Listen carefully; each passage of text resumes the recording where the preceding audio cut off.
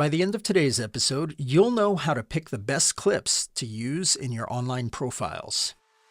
Welcome to the Actor's Career Compass, where we help aspiring screen actors find high-quality auditions, sign with great agents, and book major roles in legit productions. I'm your host, Martin Benson, and something that many actors grapple with is how to select clips to use in their online profiles. Especially since a lot of those casting websites like Actors Access charge per clip or even per minute. So today, I'm going to be covering how to rank your clips with a 1 to 8 value system that will make it easy to decide which ones to use and which ones to ignore, how many clips you should have, because using too many can actually be problematic, and finally, some actionable tips that can let you upgrade and improve the clips that you're already using.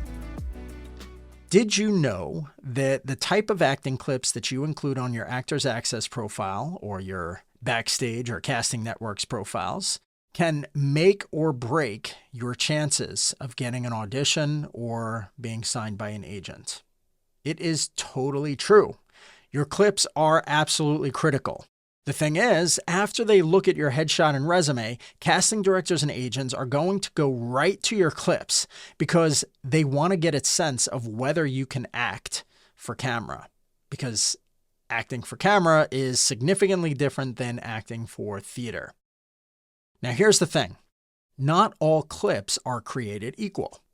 Some might even hurt your chances if they don't show you at your best. So how do you know which clips are working for you? Well, I'm going to break it down with a very simple scoring system that you can use to help rank the value of your clips. So here it is. I call this the clip value system. 1 point is what you'd give to basic self-tape clips that don't really have that much emotional depth. Okay, now 2 points is what you would give to really strong self-tape clips that have great emotional range and really strong delivery. So if you've heard about my 4 levels of acting, I would give 1 point for level 3 performances. By the way, 0 points if it's a level 1 or level 2 performance. But a level 3 performance where everything is basically pretty strong, there's no problems with your acting, that is worth 1 point. Otherwise, a level 4 performance where there's a lot more emotional depth and it's just like, oh, wow, I love this. I have to see what's happening here. Those self-tape clips are worth 2 points.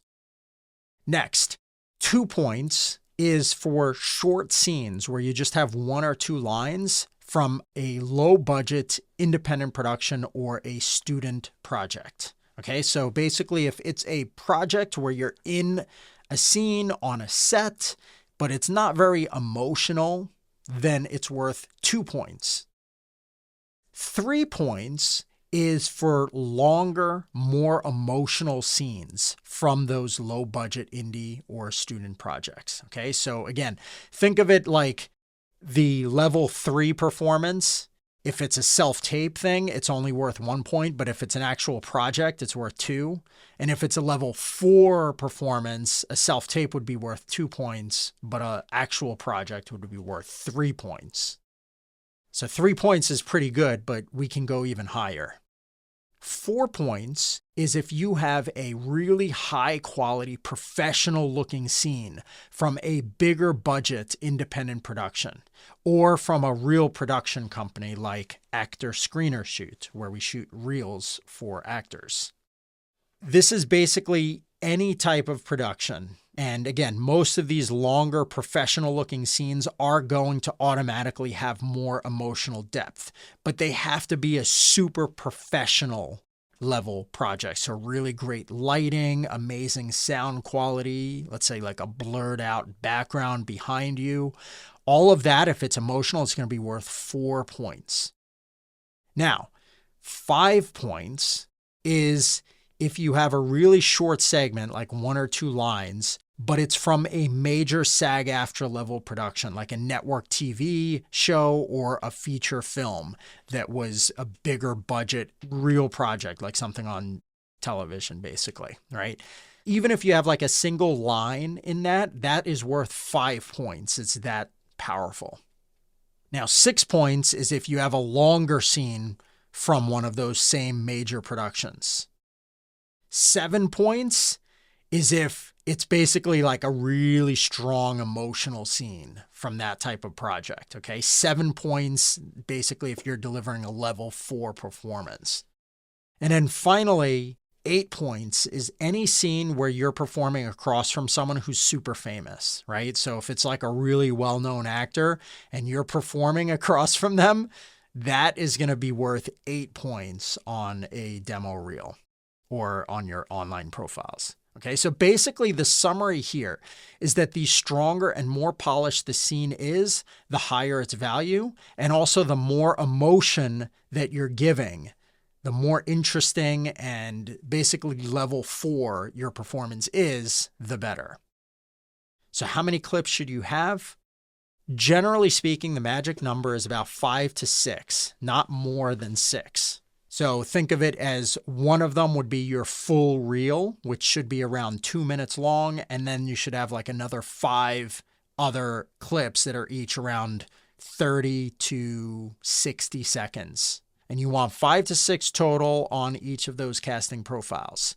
You want to showcase a variety of emotions and character types without overwhelming the viewer.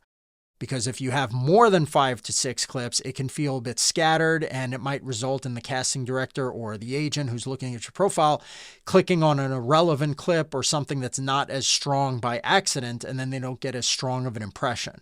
Instead, keeping it to just 5 to 6 of your strongest things, that's going to be a lot more effective. And again, you want that variety. So you want different emotions like anger, sadness, happiness. And you also want different character types. So one where you're playing a lawyer, one where you're playing a dad, whatever.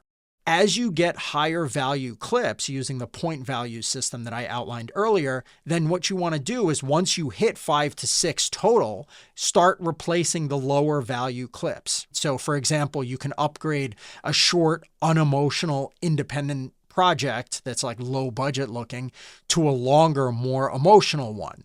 Or you can swap out your self-tapes with more professional quality footage. Your reel should always be evolving to show your very best work, and your profile clips should be doing the same. So the more points that are on your reel and your online profiles, the better. Lastly, I always recommend keeping at least one self-tape clip with a professional setup available if you're looking for an agent or a manager. So this means like a flat backdrop, professional lighting, decent quality sound. Like, what is your self-tape setup? They want to know what your self-tape setup actually looks like. And if you only have scenes of you doing other stuff, they might wonder what you're going to look like when you're submitting auditions. Well, thanks for listening. Now, if you want to dive even deeper on clips, I highly recommend checking out my podcast called How to Shorten Your Acting Reel to Impress Agents and Get More Auditions. It's episode number 26. You will have a much better understanding of what goes into choosing strong acting clips. Again, that's episode number 26, How to Shorten Your Acting Reel to Impress Agents and Get More Auditions, and it's on the Actors Career Compass. Finally, if you're interested in working with me one-on-one, you can learn more about how that works on my website, martinbenson.com. That's MartinBensen, martinbenson.com. I'd love to speak with you, and we'll see if you'd be a good fit for the coaching program. Thanks so much, and I'll see you soon.